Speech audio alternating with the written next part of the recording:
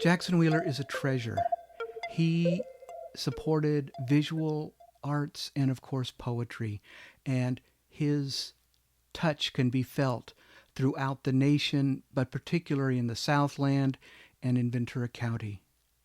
He passed in 2017, and this recording was recorded in the early aughts. And I'm so happy to be able to share it with you. Jackson Wheeler. My work is very often characterized when I write about my experiences growing up in southern Appalachia, are often those stories are sometimes a mixture of recovered memory and fiction, and certainly in deference to people that I grew up with, that I don't use the real names, but I do use historical place names. But when it comes to the names of people, I go ahead and make up names to protect, I guess, both the living and the dead. This is a poem entitled Back Home Story, which appears in Shenandoah, which was a literary journal from Washington and Lee University in Virginia. A journal that I have been trying to get published in for at least 2 decades, and they finally took some work. Back Home Story. One summer when I was in college, I worked with Linda Sanook from Little Snowbird over in Graham County. She was dating a man from Robbinsville, old enough to be her father. He drove a truck and picked Linda up for long lunches, from which she returned with her hair all messed up. My friend Charlie called the man a squaw shyster on account of Linda being Cherokee. By the end of summer, Linda was pregnant and not married, so she fixed things by drowning herself down at Hanging Dog, just where the bridge crosses the tip end of the lake. Leastways, that's what Charlie told me the last time I was in town. Which, as it so happens, was the last time I saw Charlie. About a month later, he got in a knife fight down in Ellijay, where some big Georgia cracker cut him good and deep on the inside of his leg, up near his privates. Nicked an artery. Charlie bled out in the back of his friend's truck on the way to get help in Blue Ridge. That same friend told me that all Charlie could say was, oh God, that son of a bitch cut me." Not the kind of last words Charlie's mama, or anybody else for that matter, would want on a headstone. I refer to sometimes as sort of as a dream poem, in that world of dreams where just about anything is possible. And this was a poem that I wrote because my father had died when I was 10 years old. So I didn't have a lot of real clear memories of him, but he was a veteran of World War II, and he fought in the Pacific Theater. And I know that he was drafted shortly after Pearl Harbor was bombed, and that he left early in 1942, and that my mother did not see him again until 46. He was hospitalized in a military hospital after the war for what was known as shell shock at that time. And the fact that my father had a third grade education made me realize that there really wasn't any correspondence between them. And I had often wondered what those years were like with my father gone for about 4 years and no communication between these two people. And when he had left, my mother was pregnant with my sister. So she gave birth, and those early years, my sister was about 4 when my father saw her for the first time, or was actually, I think, over 4 years old when my father saw her. And I thought about that, what that separation may have been like. And the only way that I could think about approaching it was through the language of dreams. And this was one poem in a series of poems at that time that I was trying to write about that relationship and that separation.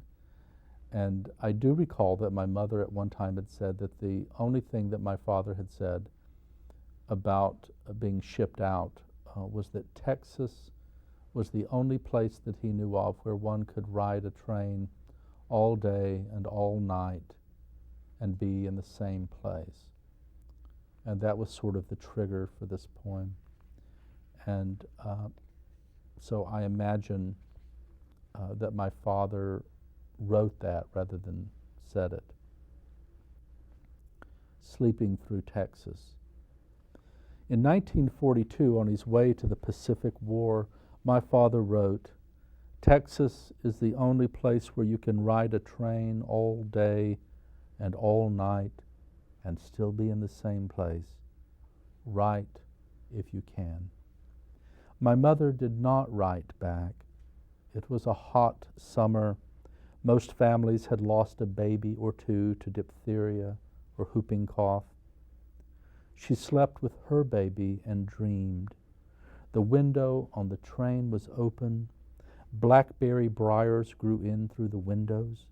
She took the baby's sailor cap, filling it with berries until her fingers were sore from thorns and stained as dark as the felt rose pinned to her mother's dress, borrowed for this trip. She unwrapped a sandwich from waxed paper as the train pulled up through the gorge. She was thirsty. The waterfall looked like milk in the distance. The baby laughed. She dreamed she was a widow. Having left the baby with her people, she rode west for news of the war. A sparrow flew through the Pullman with a telegram in its beak. At the depot, a young man in patched trousers waited near the baggage car. He favored her husband. She waved, but he disappeared, as people do in dreams. Somewhere a band with uniforms faded by years in the sun struck up a martial air. Or was it a waltz? Swifts had nested in the tuba and flew back and forth with ribbons and scraps of paper. Is the war over? Someone asks. My mother doesn't know. Her mouth is dry, and she has misplaced her black straw hat. A conductor awakens her, punches her ticket. Where are we? She asks. Why, ma'am, this is Texas. No place but.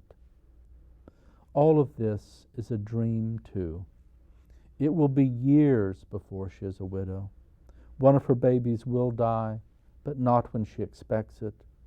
This war will end only to be replaced by another, and her life will be what she makes of it, stitched together like a quilt with an intricate pattern which covers her, a life that she could never have imagined. Sort of a series of poems of growing up in the Smoky Mountains in North Carolina is entitled Kites. And when I was a child, store-bought kites were a luxury, and I think I recall that I may have had one of those or two of them as a child, but we made our own kites, and the absolute best paper for homemade kites was the butcher paper from the butcher shop. And at that time in my hometown, the butcher was a gentleman by the name of Bertie Harden. Bertie wasn't his real name. That was his nickname, but truth is I don't recall what Mr. Harden's real name was, so he is relegated in my memory to Bertie. But Bertie gave my sister enough butcher paper to make a kite, and she and a neighbor boy who was about her age were really good at making kites that weren't too heavy, that could actually fly. And this is a recollection of a memory of one of those very successful kites. And we lived in there were a cluster of houses in a row that had belonged to an old tannery. And so when I talk about row houses, I'm not talking about row houses as one might imagine them in England. These were actual separate houses, but they were in a row, and there were 2 rows of them. Kites. And this is for Buddy Ledford, my sister Maxine Wheeler Conley, and Buddy's mother, who was Pinky. Pinky's son, Buddy, had been at it for over 2 hours, standing in the field not yet turned for seed, the butcher paper kite aloft, a white speck against big Stamp Mountain. 3 families from the row houses turned out into the March wind to watch his homemade acrobat spin and dido toward the growing dark. "Hold him, Buddy. I'll get more string." 200 more feet of string took the kite like a prayer closer to heaven. We could have all stood there, I think, forever. This kite, now the word made visible. Buddy played it out. The string bowed out and up like some filament of Jacob's ladder. Everybody laughed and clapped their hands. When the string broke, my mother allowed that the kite might make it to Tennessee. Who knows where it went? Buddy cussed, cried, and finally got tired of winding string. What happiness his kite carried with it did not return. And children with wind-raw ears turned back to home, fresh cakes of cornbread, beans on the stove, and more talk of the kite that Buddy made. They would all sleep warm tonight and fashion kites in their dreams, kites to reel back in, kites that break free. So Carolyn Kaiser probably, as one writer, had the profoundest influence, and it was through her that I met other writers. All of these writers that I met at the University of North Carolina and some of them that were writers that I didn't study with, but they were friends of Carolyn's or Robert's or Bill Harmon's. And, you know, so Max Steele, I knew, the wonderful novelist Doris Betts, Daphne Athos, the novelist Reynolds Price, who was at Duke, but he was a good friend of Carolyn's, and Reynolds would come over for my last 2 years there at the university. Reynolds would come over on Tuesday nights when Carolyn's honors seminar met, and we had the benefit of him, and if there were writers that were traveling through and coming there to the university, many of those writers who were personal friends of Carolyn stayed at her house. And Carolyn always made a point very generously of inviting her honor students to her home to meet writers like Edmund Keeley, whom I remember quite well, Ron Bays, Robert Creeley. My first collection of poems was entitled Swimming Past Iceland. It was published in 1993 by a small independent press, Millie Grazi, out of Santa Barbara, California. A chapbook series by the poet David Oliveira. And in this collection, which happened almost accidentally, I was approached once and asked if I had a manuscript ready for publication. I really didn't. I said, well, I have a bunch of poems. And David Oliveira and another writer-editor at that time, Cynthia Anderson, took about 120 pages of material and of poems, some unpublished, some published. And there was another poem in there from my childhood about the Tennessee Valley Authority. And I had, my mother lived in a part of the mountains where The people were uprooted because of a dam. It's the Fontana Dam, which rests in Graham County near the Swain County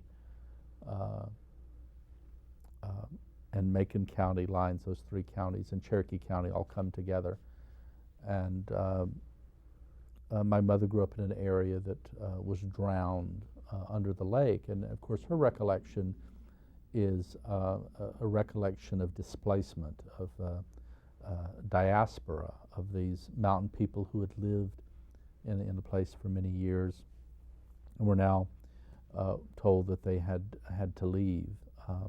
And then that the landscape completely changed, because what then were valleys and hollows and places like that were now all submerged under this lake. And the Fontana Dam is at 4,000 some feet in elevation, I think is the highest dam in the east. And my mother used to tell us stories when I was a child about that displacement, about the family moving, about the places that disappeared, about the stories of the Tennessee Valley Authority coming in and digging up the old graveyards. There in Appalachia, most little churches had a cemetery adjacent to them where people were buried. And there was a lot of suspicion among the local people that the TVA, who were very willing to buy headstones, and many of these graves were just marked with sometimes a pile of rocks or maybe a piece of slate, because people did not have the money to purchase store-bought or carved headstones. That the trade-off was that the Tennessee Valley Authority would buy these headstones, but they really didn't move the bodies, that the bodies were still drowned under the lake. And whether that's true or not, I don't know, but it was the story that I heard a lot from a lot of older people, that these people really were not moved. But they got headstones. So this poem is entitled "The TVA Built a Dam." And it's in memory of my mother, Ruth Day Wheeler, for her. It is a lake now, what was once a multitude of different names, not towns really, but places, lived in for 100 years, submerged now into one name: Motley, Topton, Chogi, Hanging Dog, Tusquity, Ela, Balsam, Stokoa, Heights Creek, Shootin' Creek, Rhodo, and Red Marble. Word came by wagon and mule. In one place, the TVA sent a Ford car through the creek and up Bethel Hill to spread the news that everybody, including the dead, would come away. But who would speak for the dead? They had turned themselves back to earth in wooden boxes, resigned themselves to the memory of others, had quickly forgotten the language of kith and kin, Keith, Mason, Morgan, Marr. My great-uncle would find their graves by counting mounds from the corner of the church. These dead, secure in their knowledge of being numbered by the God who counts sparrows, could not mark their graves with marble or granite. What did it matter? He knew where they were. When my mother remembers, she says, "They was ours. All those dead belonged to somebody. People from far off came back, and the remembered dead were disinterred by the TVA. Even the dead who were past memory were brought forth. And like some behemoth Adam at work, the authority gave them all stones with names. Some were taken to Aquone, some to Andrews, and the water rose like a great cold shroud over Hewitt, Allman, Little Chogi, and Beechertown, covering tired farms, clapboard houses, gardens left fallow, oak, chestnut, pine, sycamore, chinkapin. My 83-year-old mother dreams about it. She writes to me in her crabbed scrawl that it is warm, time to put out a garden like her mother and her mother's mother before her. She will hoe all day, plant some early potatoes, red leaf lettuce, onions. At night she will dream of her mother's garden, the old farm, her grandfather with a wild beard, and all her dispersed kin who have died, women, men, children, and babies quicken in her memory as though it were yesterday, some a memory of someone else's memory, and others who have slipped away into the mind of God. The God, she says, who will sort them out, moved as they were from places like Brartown, Vengeance Creek, and Sweat Heifer, moved by the state in trucks and dumped into one common grave, or so it is believed. She would always say it on Decoration Day, standing amid the rows of Grigories, Wrights, and Queens. Lord only knows who's here, if anybody. And the dead sleep, sorted and unsorted, disturbed or undisturbed by the waters that came more than 3 feet a day, climbing until the lake was formed, over the almond school, the free will church, over the uprooted lives of men and women who lit kerosene lamps against the dusk, talked about weather, revivals, their crops and mules, marveled among themselves about the stories of electricity in Tennessee that could make a room bright as day. Like many writers, I'm very much interested in form, and this is a poem that's a small formal poem. I would like to say that I write lots of these, and I don't, but I think it's a challenge to work with form. And this poem is entitled Falstaff's Dream. And what in this poem I'm imagining that Falstaff, this is after Falstaff has been rejected by Prince Hal, and the only obscure word in it is the word Tintagel, which I used because it rhymed with agile, but it's also some ruins in southwestern England, in Cornwall.